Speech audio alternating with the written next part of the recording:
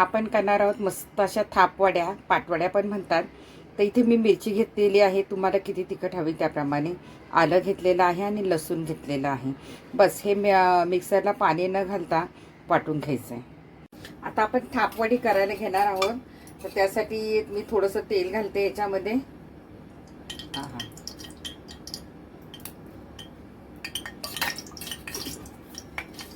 2 चमचे तेल घातलेलं आहे. आता आपण जे हिरवी मिरचीचं वाटण टाकलं होतं ते घालायचं आहे. छान छान परतायचं आहे ते मस्त असं. गॅस बारीकच ठेवायचा आहे.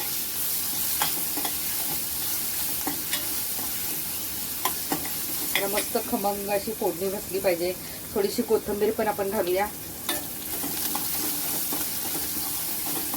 आता आपल्याला थोडा हिंग पण घालायचा आहे.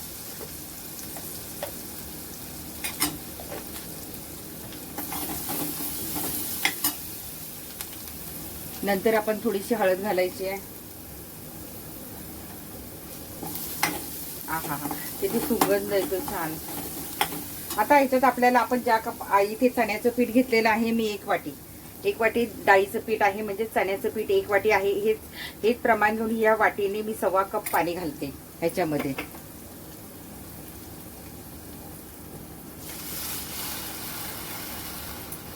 एक वाटी घातलेली आहे, आणखीन पाव वाटी घालते.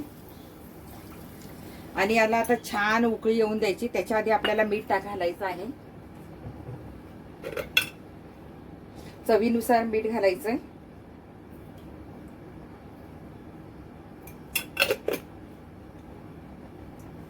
आता याला चांगली खळखळून उकळी यायची आहे आणि मग आपण पीठ घालायचं त्याच्यामध्ये. या पाण्याला छान आता उकळी आलेली आहे. थोडी आपण धणापूड घालूया. आणि आता जे आपलं डाळीचं पीठ आहे 1 वाटी ते आपण याच्यामध्ये घालायचं. गॅस बारीक ठेवायचा आहे. आणि हे पूर्ण आपल्याला हटून घ्यायचंय. छान घट्ट गोळा होईपर्यंत छान शिजवून घ्यायचंय.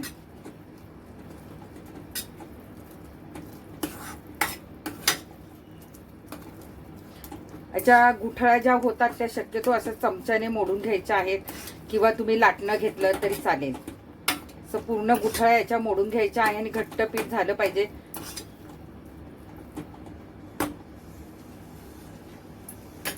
दोन मिनिटं हे याला आपण झाकण ठेवूया. 1 मिनिटभर झाकण ठेवायचं आणि परत खोलून आपण परत हटणार आहोत. 1 मिनिट झालं मी झाकण काढते. आणि हे तुम्हाला हवं असेल तर तुम्ही लाटण्याने पण घोटू शकता, किंवा असं चमच्याने असा चमचा काविलता काही पण घ्या आणि असं चांगलं पीठ हटून घ्या मस्त.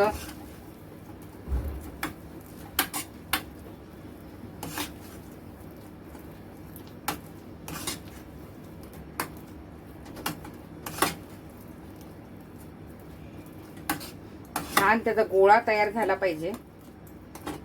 परत एकदा आपण झाकण ठेवूया.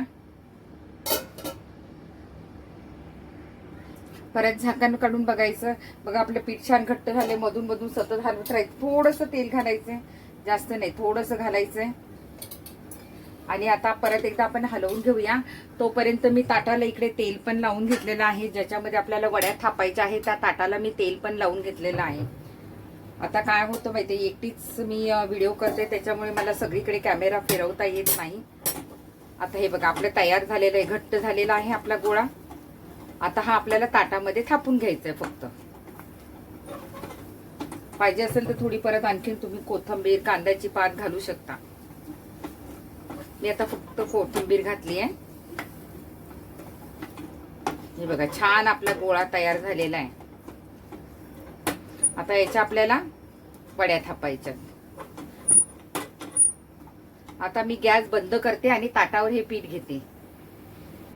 हे बघा मी ताटावर पीठ काढून घेतलेलं आहे.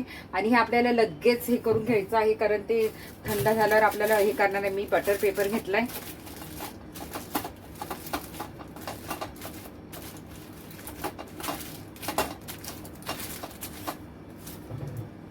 आता हाताला पाणी किंवा तेल लावायचं आहे आणि आपल्याला थापायचं आहे.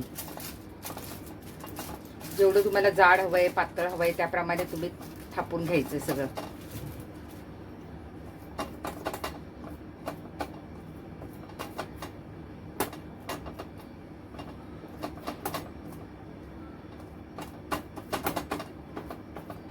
आणि हे पटापट थापायचं, वेळ घालवायचा नाही तर होणार नाही.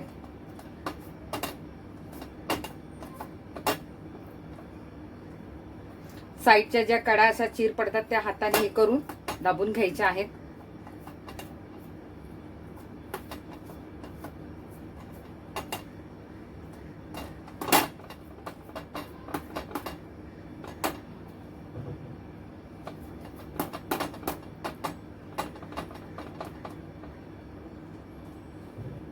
हे बघा असं थापून झालेलं आहे आपलं. आता आपलं थापून झालेलं आहे. आता याच्यावर आपण काय करायचं, कोथिंबीर थोडी घालायची आहे.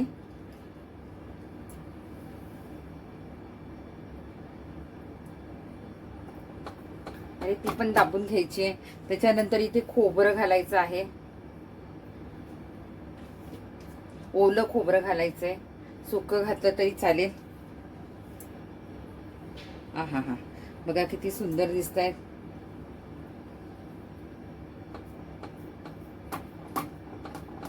आता हे 2 मिनिटं थंड झाले की आपल्याला कापायचे आहेत. आता थंड झाल्यात थोड्याशा, आता लगेच कापून घेते मी. तुम्हाला कितपत मोठी पाहिजे त्याप्रमाणे कापायची.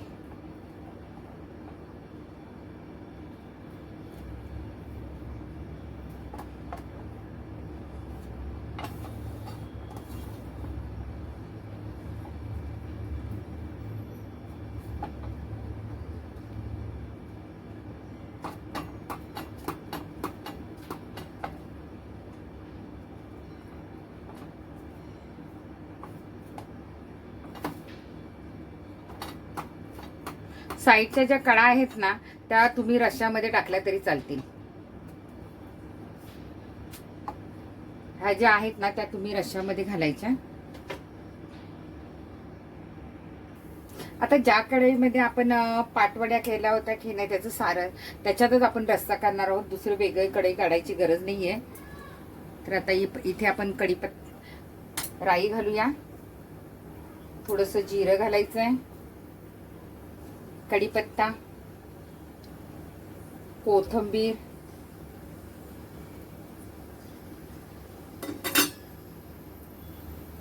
आणि छान परतूया.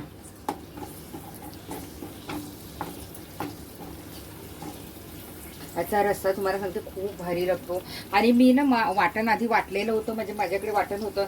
त्याच्यामध्ये मी कांदा, खोबरं, लसूण, असं सुकं खोबरं, लसूण वगैरे सगळं असं मस्त तेलात परतून मी त्याचा मसाला तयार केला होता. भरपूर कोथिंबीर, लसूण वगैरे घालायचा. आता याच्यामध्ये कलरसाठी आपण काश्मीरी लाल मिरची पावडर घालणार आहोत. आहा,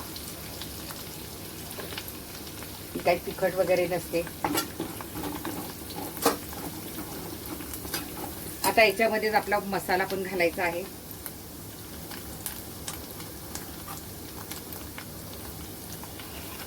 जेवढा आपल्याला रस्सा करायचा आहे तेवढा आपण मसाला याच्यात घालूया. मी वाटून ठेवला होता. छान मसाला पण आपला परतून घ्यायचा याच्यामध्ये.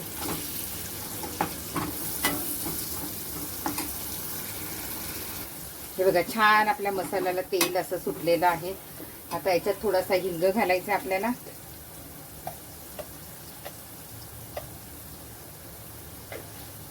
त्याच्यानंतर थोडासा गरम मसाला घालायचा आहे.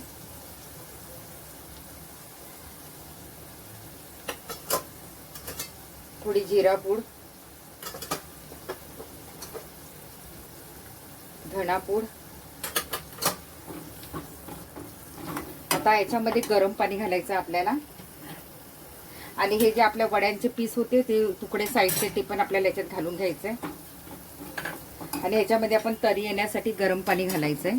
आपल्याला घट्ट पातळ किती पाहिजे त्याप्रमाणे गरम पाणी घालायचंय आहे. तुम्हाला सांगू, हे करून बघा तुम्ही, खूप छान लागते. ही जेवढी म्हणजे ताजी खाण्याविषयी ना शिळी खाल्ली नाही छान मुरतं. आणि ते भाजी, रस्सा भाजी खूप सुंदर लागते. बाजरीची भाकरी, कांदा मस्त, तळलेली मिरची, आता ह्याचे जेवढं तुम्हाला घट्ट पातळ हवं त्याप्रमाणे हे रस्सा ठेवायचा आणि याला आता छान उकळून द्यायचंय. आपण वर्षभराचा जो मसाला असतो तो घालायचा राहिलाय, तो पण घालून घेऊया. म्हणजे कारण आपण काश्मीरी मिरची पावडर घातली त्याच्याला कलर नाहीये.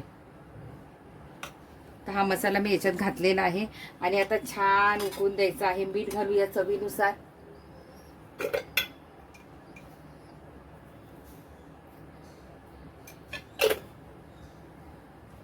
तुम्हाला जर वाटलं खूप घट्ट झालंय तर तुम्ही याच्यात गरम पाणी आणखीन घाला. आता हे छान आपल्याला उकळून द्यायचंय मस्तपैकी.